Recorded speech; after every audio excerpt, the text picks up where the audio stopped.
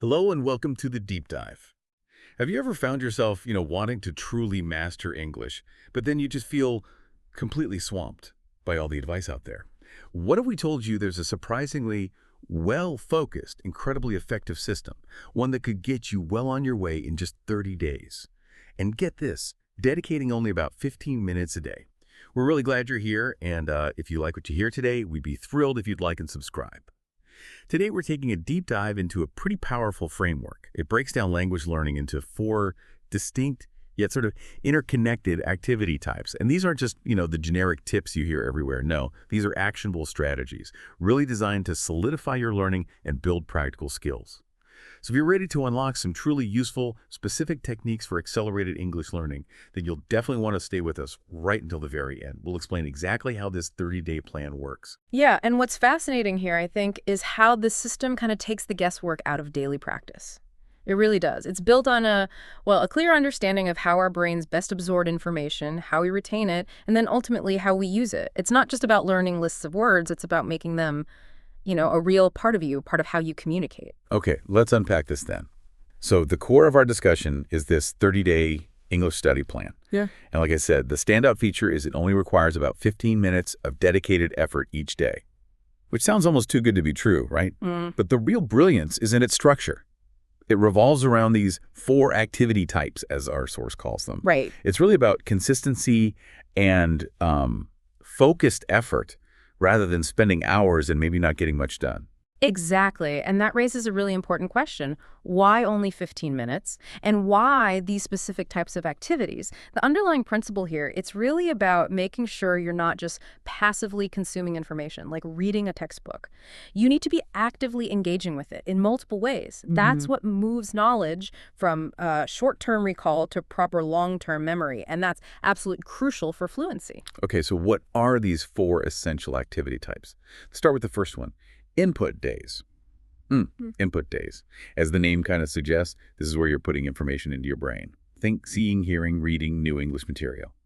These activities, they create the initial memory traces, the first little hooks. Those first connections, yeah. Exactly. So, for example, on an input day, you'd focus on finding just one new vocabulary word, one expression, and one idiom.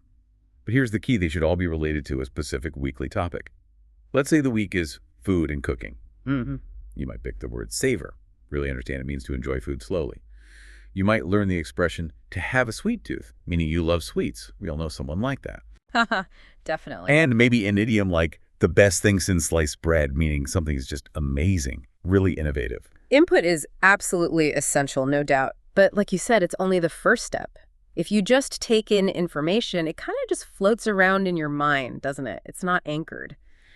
That's where process days come in. These are specifically for analyzing, for understanding the stuff you just learned, and, crucially, connecting it to what you already know. That's what really strengthens those memory pathways. Right. This is where it gets really interesting, I think. This is where you make it stick. So on a process day, using our food and cooking theme again, you wouldn't just reread savor. No, you'd actively find, say, 3 synonyms, maybe relish, enjoy, appreciate, and you'd think about the slight differences. Context is key there. Exactly. For the expression to have a sweet tooth, you'd find an image that represents it. Or even better, create one in your mind. Like, I don't know, imagine a friend who only eats cake for breakfast. Something vivid.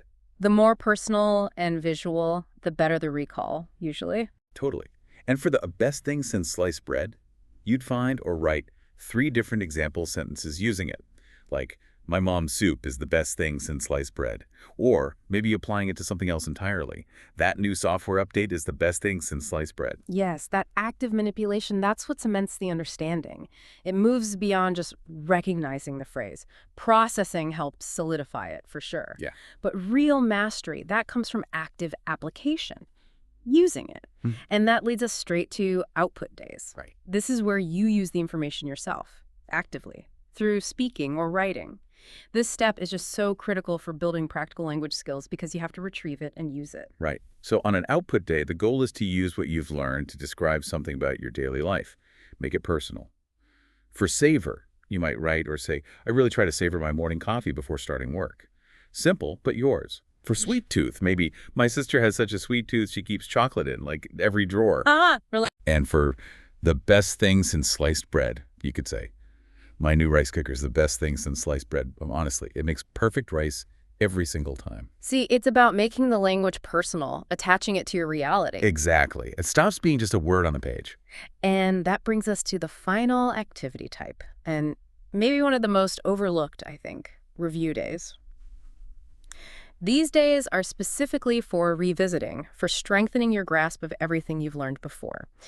This is that crucial step that shifts information properly from short-term to long-term memory and make sure it actually sticks around. Yeah, without review, all that effort on the other days can just kind of fade away, can it? Precisely, it dissipates. So on a review day, the idea is to challenge yourself.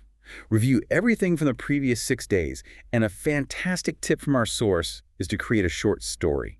Use at least 3 of the terms you learned that week. So maybe using appetizing, savor, and another idiom like a piece of cake, meaning easy. You might make up a little story like, my mom cooked this really appetizing meal and I made sure to savor every bite. For her, cooking like that seems like a piece of cake. That's a great technique. It forces integration. Yeah, and you also reflect which terms were easy to remember, which ones were a bit tricky. That reflection, that metacognition is so valuable. It tells you where to focus next time. Okay, so we've got input, process, output, review. How does this fit into the 30 days? What's the structure? Well, the plan follows a really consistent weekly pattern. It creates a rhythm. Days 1 and 4 are input days. Get that new info. Days 2 and 5 are process days. Understand it, connect it. Days 3 and 6 are output days. Use it yourself. And day 7, every week, is a review day. Solidify it all. That cycle is key. Input, process, output, review, repeat. And to keep it manageable and relevant, each week has a specific topic. For example, week 1 might be food and cooking, like we used. Week 2 could shift to travel and transportation. Then week 3 might delve into work and career. Week 4 could tackle something like technology and social media. So you're building vocabulary across different, really practical areas of life, not just random words. Exactly. It keeps it focused and useful. And then what about the end of the 30 days? Well, the final 2 days, days 29 and 30, they're dedicated to a big comprehensive review, like everything you learned over the whole month. This isn't just glancing back. It's an intensive review phase, really designed to cement all that knowledge into your long-term memory. It's about making sure you hit those fluency goals you set out with, kind of locking it all in. Locking it in, yeah. And if we connect this back to the bigger picture, the systematic approach, it's not just some random collection of tips someone thought sounded good. It actually reflects a deep understanding of, well, cognitive science, basically. How things like repetition, but spaced repetition, active recall, and applying things in context, how essential these are for real learning. It's like a blueprint for effective language acquisition based on how our brains actually work. So what does this all mean for you, the listener? What's the takeaway? It means you have a clear, actionable path. A way to improve your English without feeling overwhelmed or just studying aimlessly. By consistently engaging with the language through these 4 steps, input, process, output, review, you're not just studying, you're actually building habits. Habits that lead to genuine fluency and, importantly, confidence. And maybe a final thought here. Something interesting for you to consider. How could you apply these same 4 activity types, input, process, output, review, to other areas of your life? Anywhere you want to learn something new or master a skill, think about it. Learning an instrument, a new software, even improving your cooking. Input could be watching a tutorial. Process might be taking notes, thinking about the steps. Well, output is actually trying the recipe or playing the piece. And review is tasting the dish, listening back to your playing, seeing what works, what didn't. Exactly. The systematic approach, it's not just for English. It's a really powerful learning method you can use almost anywhere. That was an incredibly insightful deep dive. Really practical stuff there on building an effective English study plan. We genuinely hope you found these specific tips valuable for your own language journey. Remember, it's that consistent focus effort that really pays off. And remember, this deep dive is brought to you by our YouTube channel, English in 5 Minutes with AI. If you enjoyed learning these actionable strategies today, we'd absolutely love it if you'd like this deep dive and subscribe to our channel. We've got lots more insights and learning tools coming your way. Thank you so much for joining us, and we'll talk to you next time.